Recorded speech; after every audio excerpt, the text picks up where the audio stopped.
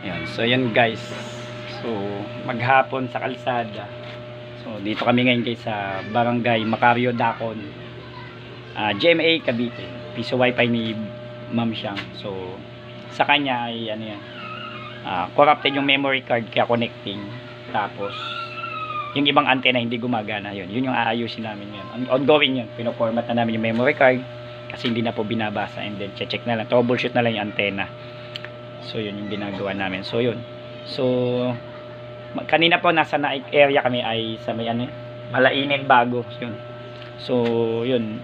Okay naman yung bendo namin doon. Ang problema naman kasi namin doon kaya kami nagtagal ay dahil doon sa wala pang internet yung modem, no. Ibig sabihin late na ikabit yung internet, at the same time hindi pa siya activated.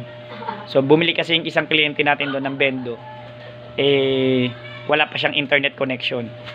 Okay, so kinabitan muna. Nung kinabitan hindi naman activated, and 2 days na, no, na hindi pa rin activated. So galing na kami doon kahapon, hindi siya activated, and then ang sabi sa amin ng agent ay activated na daw siya kahapon din ng hapon, ng mga 4 past 4. Kaya nagpunta na kami ng Ligtong, and then Ligtong, Nobeleta and Kawit.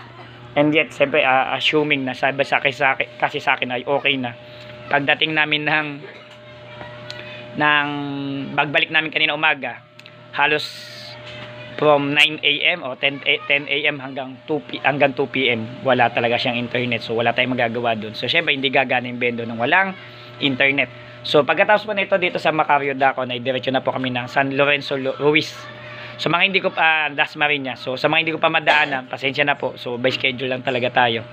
So pilitin ko po makarami today. So sa dami pa po ng mga nagpapaschedule. So maraming salamat po. Hataw-hataw lang. PC mo gawa mo. Don't forget to subscribe. Ayos.